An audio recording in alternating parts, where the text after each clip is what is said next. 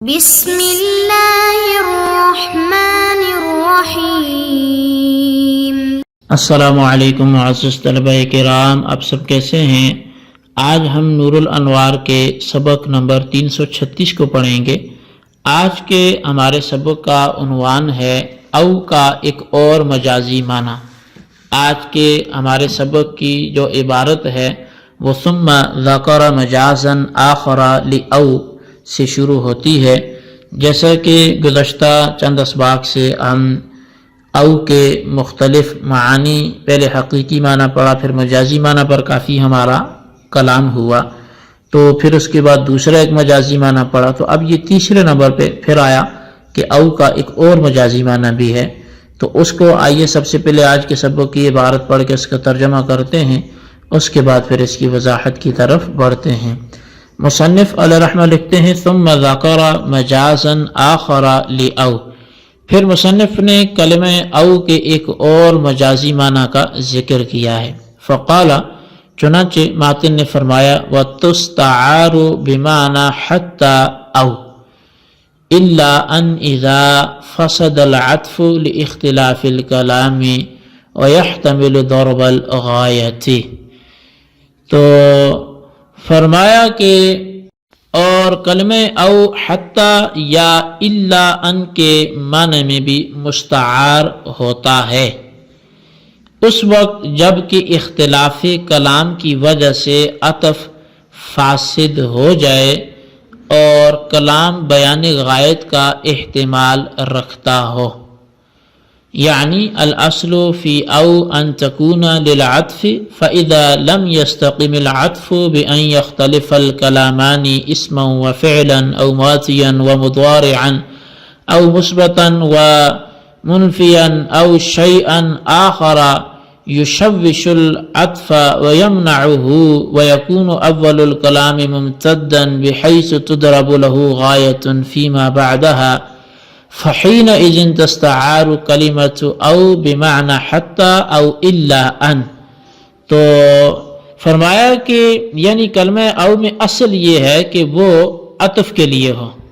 پس جب عطف صحیح نہ ہو، بائیں طور پر کہ دو کلام اسم اور فعل کے اعتبار سے مختلف ہوں، یا ماضی اور مضارع کے اعتبار سے، یا مثبت اور منفی کے اعتبار سے، یا کوئی اور چیز جو عطف کو پراگندہ کر دے اور اس کو روک دے، اور اول کلام اس طور پہ ممتد ہو کہ اس کے لیے کلمہ او کے مابعد کو غائب بنایا جا سکے، پس اس وقت کلمہ او جو ہے یہ حتی یا الا ان کے معنی میں مستعار ہوگا۔ فعدم استقامة العطف باختلاف الكلامين يكفي لخروج او عن معناها، ولكن كون السابق ممتدا بحيث يحتمل ضرب الغاية فيما بعدها شرط لكونها بمعنى حتى او الا ان۔ اور کلام میں دو کلاموں کے اختلاف کی وجہ سے عطف کا صحیح نہ ہونا اس بات کے لیے کافی ہے کہ کلمہ او اپنے حقیقی معنی سے خارج ہے، لیکن کلام کے اول حصہ کا اس طور پر ممتد ہونا کہ کلمہ او کا مابعد غائب بننے کا احتمال رکھتا ہو، کلمہ او کے لیے حتی یا الا ان کے معنی میں ہونے کی شرط ہے، کیونکہ کلمہ حتی غایت کے لیے ہے، اس سے مغیر کی انتہا ہو جاتی ہے۔ کما ان احد الشیئین فی او ینتہی بوجود الآخر و الا ان استثناء فی الواقع حکمہ مخالفۃ ما سبق فی الاحکام، کما ان حکم المعطوف بأو یخالف حکم المعطوف علیہ بوجود احدہما فقط، فیتحقق بین او وبین کل من حتی والا ان مناسبۃ یجوز استعارتها لہما۔ جیسا کہ کلمہ او میں دو چیزوں میں سے ایک دوسری چیز کے وجود سے منتہا ہوتی ہے، اور الا ان در حقیقت استثناء ہے، اس کا حکم احکام میں ماقبل کے مخالف ہے،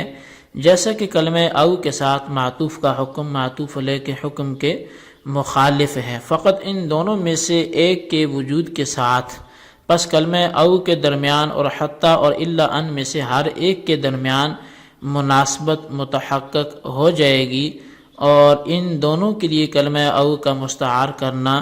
یہ جائز ہو جائے گا۔ لیکن الفرق بین حتیٰ و الا ان حتیٰ تجیء بمعنى العطف ایضا دون الا ان وان کون الثانی جزءا من الاول عنده شرط فی حتیٰ دون الا ان وسيجيء تحقیقه فی بحث حتیٰ۔ لیکن حتیٰ اور الا ان کے درمیان فرق یہ ہے کہ حتیٰ عطف کے معنی میں بھی آتا ہے نہ کہ الا ان، اور ثانی کا اول کا جز ہونا عبد القاہر کے نزدیک حتیٰ میں شرط ہے نہ کہ الا ان میں۔ اس کی تحقیق انشاءاللہ ان قریب حتیٰ کی بحث میں آئے گی۔ جی طلبہ کرام، یہ تھی ہمارے آج کے سبق کی عبارت اور اس کا ترجمہ۔ آئیے اب اس کی وضاحت کی طرف بڑھتے ہیں۔ شارح علیہ رحمہ فرماتے ہیں کہ مصنف کلمہ او کے ایک اور مجازی معنی کو ذکر فرما رہے ہیں۔ چنانچہ فرمایا کہ اگر اول کلام اور آخر کلام کے درمیان اختلاف کی وجہ سے عطف درست نہ ہو اور آخر کلام اول کلام کے لیے غائط بننے کی صلاحیت رکھتا ہو تو اس صورت میں کلمہ او مجازن حتیٰ یا الا ان کے معنی میں استعمال ہوگا۔ شارح علیہ رحمہ نے فرمایا کہ اصل اور حقیقت تو یہی ہے کہ کلمہ او عطف کے لیے ہوتا ہے، لیکن اگر عطف درست نہ ہو اس طور پر کہ دو کلام مختلف ہو جائیں، مثلا ایک اسم ہو اور ایک فعل ہو، یا ایک ماضی ہو اور دوسرا مضارع ہو، یا ایک مثبت ہو اور دوسرا منفی ہو، یا کوئی اور چیز ہو جو عطف کے لیے رکاوٹ ہو، اور کلمہ او کا ما قبل اس طور پر ممتد ہو کہ کلمہ او کا ما بعد اس کے لیے غائط بن سکتا ہو، تو ایسی صورت میں کلمہ او مجازن حتیٰ یا الا ان کے معنی میں مستعمل ہوگا۔ شارح فرماتے ہیں کہ دو کلام کے اختلاف یعنی کلمہ او کے ما قبل اور ما بعد کے مختلف ہونے کی وجہ عطف کا درست نہ ہونا اس بات کے لیے کافی ہے کہ کلمہ او اپنے اصلی معنی یعنی عطف کے معنی سے خارج ہے۔ البتہ حتیٰ یا الا ان کے معنی میں ہونے کی شرط یہ ہے کہ کلمہ او کا ما قبل اس طور پر ممتد ہو کہ اس کا ما بعد اس کے لیے غائط بن سکتا ہو، کیونکہ کلمہ او کے حقیقی معنی یعنی عطف اور اس کے مجازی معنی کے درمیان مناسبت کا ہونا بھی وہ ضروری ہے۔ تو پس شارح نے مناسبت بیان کرتے ہوئے فرمایا کہ کلمہ او کے حقیقی معنی یعنی عطف اور اس کے مجازی معنی یعنی حتیٰ کے درمیان مناسبت یہ ہے کہ کلمہ حتیٰ غائط کے لیے آتا ہے، یعنی حتیٰ کا ما بعد اس کے ما قبل کے لیے غائط ہوتا ہے، اور حتیٰ کا ما قبل مغیّہ ہوتا ہے، اور غائط سے مغیّہ کی انتہا ہو جاتی ہے۔ پس اسی طرح کلمہ او جب عطف کے لیے ہوتا ہے تو معطوف اور معطوف علیہ دونوں میں سے ایک دوسرے کے وجود سے منتہی ہو جاتا ہے، اور جب ایسا ہے تو کلمہ او کے حقیقی معنی یعنی عطف اور حتیٰ کے درمیان مناسبت متحقق ہو گئی ہے، اور جب مناسبت ثابت ہو گئی ہے تو کلمہ او کو حتیٰ کے معنی میں مستعار لینا بھی یہ درست ہوگا۔ اور کلمہ او کے حقیقی معنی اور الا ان کے درمیان مناسبت یہ ہے کہ الا ان در حقیقت استثناء ہے، الا ان کا ما بعد احکام میں الا ان کے ما قبل کے مخالف ہوتا ہے۔ اسی طرح جب کلمہ او عطف کے لیے ہوتا ہے تو معطوف کا حکم معطوف علیہ کے حکم کے مخالف ہوتا ہے، یعنی اس میں سے ایک موجود ہوتا ہے اور دوسرا غیر موجود ہوتا ہے، اور جب ایسا ہے تو کلمہ او اور الا ان کے جو درمیان ہے یہ مناسبت متحقق ہو گئی، ثابت ہو گئی، اور جب مناسبت ثابت ہو گئی تو کلمہ او کو الا ان کے معنی میں مستعار لینا بھی یہ درست ہوگا۔ ہاں، حتیٰ اور الا ان کے درمیان دو طرح سے فرق ہے۔ ایک تو یہ کہ کلمہ حتیٰ غائط کے علاوہ عطف کے معنی میں بھی آتا ہے، لیکن الا ان عطف کے معنی میں نہیں آتا۔ دوسرا یہ کہ شیخ عبد القاہر کے نزدیک حتیٰ میں یہ شرط ہے کہ ثانی یعنی معطوف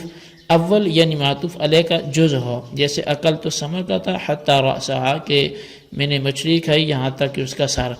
تو اس میں رأسہ سمک کا جز ہے، یا جز تو نہ ہو البتہ غائط درجہ اختلاط کی وجہ سے جز کی مانند ہو، جیسے ضربنی سادات حتی عبیدہم، کہ مجھے آقاؤں نے مارا حتیٰ کہ ان کے غلاموں نے بھی. تو اس مثال میں حتیٰ کا مابعد حقیقتاً تو سادات کا جز نہیں ہے، لیکن اختلاط کی وجہ سے جز کی مانند ہے.